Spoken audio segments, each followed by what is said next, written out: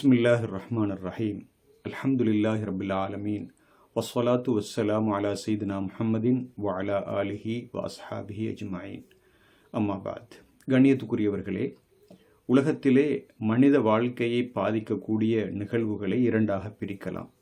முதலாவது, மனிதர்கள் உலகத்தில் செய்கின்ற அட்டூழியங்கள், அடாவடித்தனங்கள். அது யுத்தங்களாக இருக்கலாம், இனக்கலவரங்களாக இருக்கலாம். அதற்கு அவர்கள் பொறுப்பாகின்றார்கள். இன்னொரு வகையில் பார்த்தால், உலகத்திலே மனிதர்கள் சம்பந்தப்படாமல் இந்த பிரபஞ்ச நாயகன் அல்லாஹு தாலா நேரடியாக சம்பந்தப்பட்டு நிகழ்த்துகின்ற அனர்த்தங்களை நாங்கள் குறிப்பிட முடியும். அந்த வகையிலே சூறாவளி, கடுமையான மழை, அதே போன்று புவி நடுக்கம் என்று ஒரு பட்டியலையே போட்டுக்கொண்டு போகலாம். மனிதனை பொறுத்தவரையில் அவன் செய்கின்ற அட்டூழியங்களுக்கு அவனை நாங்கள் பொறுப்பாக கூறுவோம். ஆனால் அல்லாஹு தாலா ஏன் இந்த ஏற்பாடுகளை, ஏன் இப்படிப்பட்ட அனர்த்தங்களை செய்கின்றான் என்ற ஒரு கேள்வி வருகின்ற பொழுது, நாஸ்திகர்கள் அல்லாஹு தாலாவை, இறைவனை குறை சொல்வார்கள். ஆனால் முஸ்லீம்களாகிய எம்மை பொறுத்தவரையிலே இந்த விவகாரத்தை நாங்கள் சற்று வித்தியாசமாக ஈமானிய கண்ணோட்டத்தில் பார்க்க வேண்டி இருக்கிறது.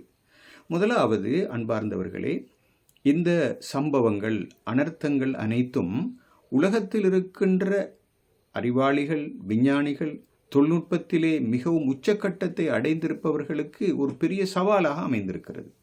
உலகத்தில் மனிதன் தொழில்நுட்பத்திலே, விஞ்ஞானத்திலே மிகவும் உயர்ந்து கொடிகட்டி பறந்தாலும் கூட இந்த நிகழ்வுகளுக்கு முன்னால் அவன் தூசுக்கும் மதிப்பற்றவனாக மாறிவிடுகின்றான். அவனுடைய கருவிகள், ஆய்வுகள் எல்லாம் ஸ்தம்பிதமாகி போகின்ற ஒரு சூழ்நிலையை நாங்கள் பார்க்கின்றோம். எனவே இப்படியான சந்தர்ப்பத்தில் இந்த மனிதனுக்கு அல்லாஹு தாலா சவால் விடுகின்றான். மனிதனே, நீ எவ்வளவுதான் அறிவாளியாக இருந்தாலும், எவ்வளவு உச்சகட்டத்தில் இருந்தாலும் கூட உன்னை மிகைத்த சக்தியொன்று உலகத்தில் இருக்கிறது என்பதை நீ புரிந்து கொள்ள வேண்டும் என்று இந்த புறநடையான, வித்தியாசமான, எதிர்பார்க்க முடியாத சம்பவங்களால் அல்லாஹு தாலா உலகத்துக்கு சொல்ல வருகிறான். அது ஒரு முக்கியமான ஒரு கண்ணோட்டம், அது இஸ்லாமிய கண்ணோட்டம் என்று நாங்கள் சொல்வோம். இரண்டாவது காரணம், மறுமை நிகழ்வு ஒன்று இருக்கிறது என்பதை நிறுவுகின்ற பாணியில் இந்த உலகத்து சம்பவங்கள் நடைபெறுகின்றன. நாங்கள் பார்க்கின்றோம், மறுமை நாள் ஒன்று வருவதற்கு முன்னால் இந்த பிரபஞ்சத்திலே பயங்கரமான நிகழ்வுகள் இடம்பெறும். அந்த வகையிலே பூமி கடுமையாக அசையும்.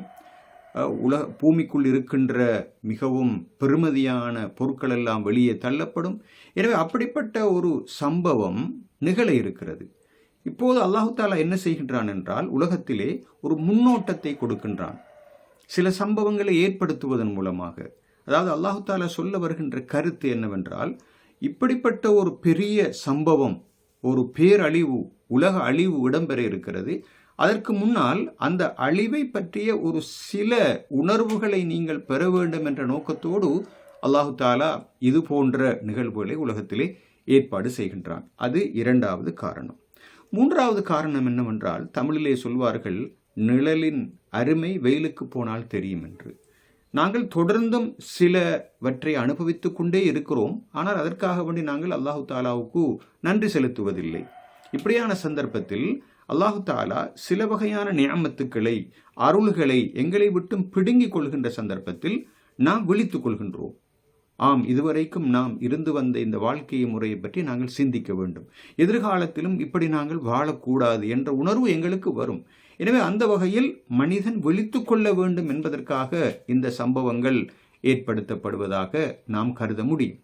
மற்றொரு உண்மையையும் நாங்கள் விளங்கிக் கொள்ள வேண்டும். இந்த உலகத்திலே இருக்கின்ற எதுவும் எங்களுக்கு சொந்தமானதல்ல. நாம் இந்த உலகத்திலே பிறக்கின்ற பொழுது எதுவும் மற்றவர்களாக பிறந்தோம். அதற்கு பிறகுதான் எங்களுக்கு எல்லாம் வந்து சேர்ந்தது. எமது உடல் முதல் கொண்டு எம்மை சூழ இருக்கின்றவர்களாக இருக்கட்டும், எமது வீடு, எமது சொத்துக்கள் எல்லாம் எங்களுக்கு இரவலாக தரப்பட்டது. அது அல்லாஹு தாலாவால் தரப்பட்டது. அவன் விரும்பிய சந்தர்ப்பத்திலே அதனை எடுத்துக்கொள்வான். எனவே அப்படி எடுத்துக்கொள்கின்ற சந்தர்ப்பத்திலே எங்களுக்கு ஆட்சேபனை தெரிவிக்க முடியாது. அது ஒரு இரவல் பொருள். அந்த வகையில் தான் நாம் அதனை பார்க்க வேண்டியிருக்கிறது. அடுத்ததாக, இந்த உலகத்திலே இது போன்ற சம்பவங்களை அல்லாஹு தாலா மனிதர்களில் சிலருக்கு தண்டனையாக கொடுக்கின்றான். இந்த உலகத்திலே அவன் சொன்ன பிரகாரம் வாழாத போது, பாவங்களிலே ஈடுபடுகின்ற பொழுது அவன் தூதுவர்களை அனுப்பி அவர்களை திருத்துவதற்கான முயற்சிகளில் ஈடுபடுகின்றான். அந்த நேரத்தில் அவர்கள் கட்டுப்படாத போது அவர்களை மிக பயங்கரமான தண்டனைகளால் அவன் நிச்சயமாக சோதிப்பான். அந்த வகையில்தான் உலகத்தில் இருந்த ஆது, சமூது கூட்டத்தவர்கள், ஃபிரௌனுடைய கூட்டத்தவர்கள் போன்றோர் வித்தியாசமான பல தண்டனைகள் கொடுத்து அளிக்கப்பட்டதை நாங்கள் பார்க்கிறோம். எனவே உலகத்தில் இப்படியான சம்பவங்கள் நாம் செய்கின்ற அல்லது மனித சமுதாயத்தில் உள்ளவர்கள் செய்கின்ற குற்றங்களுக்கான தண்டனையாக அமைகின்றன என்று சொல்ல முடியும். அடுத்து இன்னும் ஒரு கண்ணோட்டம் இருக்கிறது. அப்படியாக பார்த்தால் இந்த அனர்த்தங்களால் அழிக்கப்பட்டவர்கள், இறந்தவர்கள் எல்லோரும் குற்றவாளிகளா என்று ஒரு கேள்வி எழலாம். நிச்சயமாக அந்த கேள்விக்கும் பதில் இருக்கிறது. சிலரை பொறுத்தவரையில் இஸ்லாமிய கண்ணோட்டத்தில் இந்த அனர்த்தங்கள் அல்லது துன்பங்கள், பிரச்சினைகள் சிலருக்கு அது ஒரு அருள், அது ஒரு பாக்கியம்.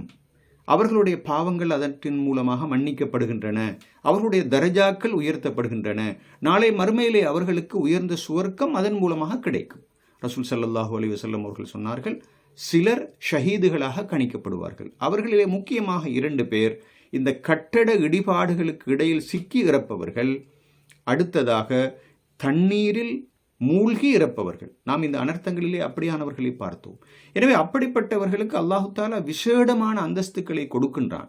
எந்த ஒரு அடியானுக்கு ஒரு சின்ன துன்பம், ஒரு நோய், மனக்கவலை ஏற்பட்டாலும், அவனுக்கு உடம்பிலே ஒரு முள்ளு குத்தினாலும் அதற்காக வேண்டி அவனுடைய பாவங்கள் மன்னிக்கப்படுகின்றன என்று ரசூல் ஸல்லல்லாஹு அலைஹி வஸல்லம் அவர்கள் சொன்னார்கள். எனவே அல்லாஹு தஆலா ஒரு மனிதனை விரும்பிவிட்டால், அவனோடு நேசம் கொண்டு விட்டால் அவனுக்கு சோதனைகளை கொடுப்பான். இதுவும் ஒரு கண்ணோட்டம். எனவே அந்த வகையில் பார்க்கின்ற பொழுது ஒரே நிகழ்வு 2 வித்தியாசமான காரணங்களுக்காக வேண்டி இடம்பெறலாம்.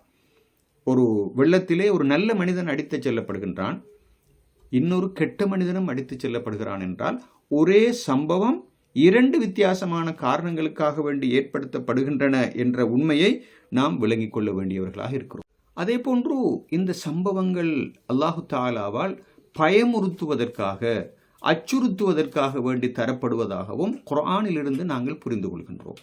அதாவது மனிதர்கள் தற்போது பொடுபோக்காக, அலட்சியமாக உலகத்திலே வாழ்ந்து கொண்டிருக்கின்ற பொழுது அவர்களுடைய அந்த நிலையிலிருந்து அவர்களை மீட்டெடுப்பதற்கு அல்லது அவர்கள் மீண்டு வர வேண்டும் என்ற நோக்கத்தோடு சில வகையான சம்பவங்கள் ஏற்படும். அந்த நேரத்திலே அவர்கள் என்ன செய்ய வேண்டும்?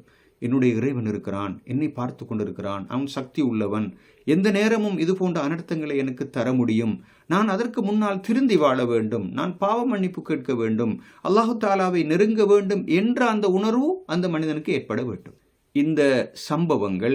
இந்த சம்பவங்களால் பாதிக்கப்படாதவர்களுக்கு ஒரு சோதனை என்று நாங்கள் சொல்வோம். பாதிக்கப்படாதவர்கள் யார்? நல்ல மக்கள். அந்த மக்கள் இந்த பாதிக்கப்பட்ட மக்களுக்கு உதவி செய்கின்றார்களா என்று அல்லாஹு தஆலா பார்க்கின்றான்.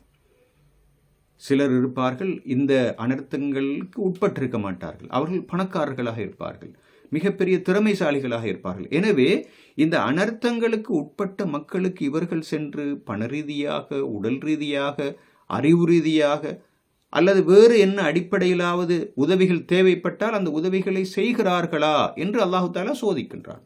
உலகத்தில் பாவிகளுடைய தொகை அதிகரித்து அல்லது பாவம் செய்பவர்களுடைய தொகை அதிகரித்து நல்லவர்களுடைய தொகை குறைந்து கொண்டு போகின்ற சந்தர்ப்பத்தில் இந்த நல்லவர்களாக வாழுபவர்கள் தாமும் தன் பாடும் என்று இருப்பார்களாக இருந்தால் இந்த மோசமானவர்களுக்கு இறங்குகின்ற தண்டனை நல்லவர்களையும் சேர்த்து பாதிக்கும்.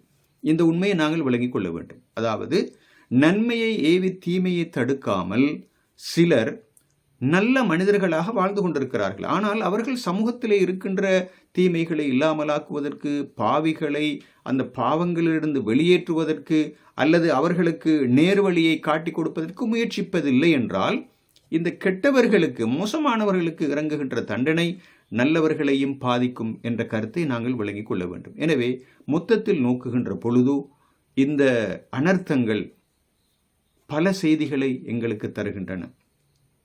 அல்லாஹு தஆலா சக்தி மிக்கவன், அறிவுள்ளவன். அவன் விரும்பிய நேரத்தில் தான் விரும்புகின்ற நிகழ்ச்சிகளை உலகத்திலே ஏற்படுத்துவதற்கான ஆற்றல் அவனுக்கு இருக்கிறது. அவனை யாரும் கேள்வி கேட்க முடியாது. இந்த உலகத்தில் இருக்கின்ற எல்லா பொருட்களுக்கும் அவன்தான் சொந்தக்காரன். அவன் விரும்பிய நேரத்தில் அந்த பொருட்களை தன்பால் எடுத்துக்கொள்ளக்கூடிய ஆற்றல் உள்ளவன். அதே போன்று தவறு செய்பவர்களை தண்டிப்பதற்கும், அதே போன்று நல்லவர்களை பொறுத்தவரையிலே அவர்களுக்கு அருளாகவும் இப்படியான சம்பவங்களை அவன் ஏற்படுத்தக்கூடும். எனவே நாம் அருள்களை பெற்றிருந்தால் அந்த அருள்களை அல்லாஹு தாலாவுக்கு நன்றி செலுத்துவதற்கான கருமங்களாக நாங்கள் ஆக்கிக்கொள்ள வேண்டும். அல்லாஹு தாலாவின் பால் நாங்கள் மீள வேண்டும். யாரெல்லாம் பாதிக்கப்பட்டிருக்கிறார்களோ அவர்களுக்கு உதவி செய்ய வேண்டியிருக்கிறது. எனவே உலகம் என்பது இன்பம், துன்பம், ஏற்றம், இறக்கம், நலவு, நஷ்டம் போன்ற வித்தியாசமான சம்பவங்களால், வித்தியாசமான நிகழ்வுகளால் ஆக்கப்பட்டிருக்கிறது. மனித வாழ்வு என்றால் அப்படித்தான் என்ற உண்மையை நாங்கள் இவற்றினூடாக விளங்கிக் கொள்கின்றோம்.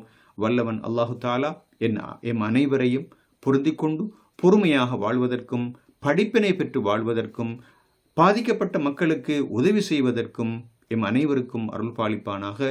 வஆஹிரு தஅவானா அல்ஹம்துலில்லாஹி ரப்பில் ஆலமீன். வஸ்ஸலாமு அலைக்கும் வரஹ்மத்துல்லாஹி வபரகாத்துஹு.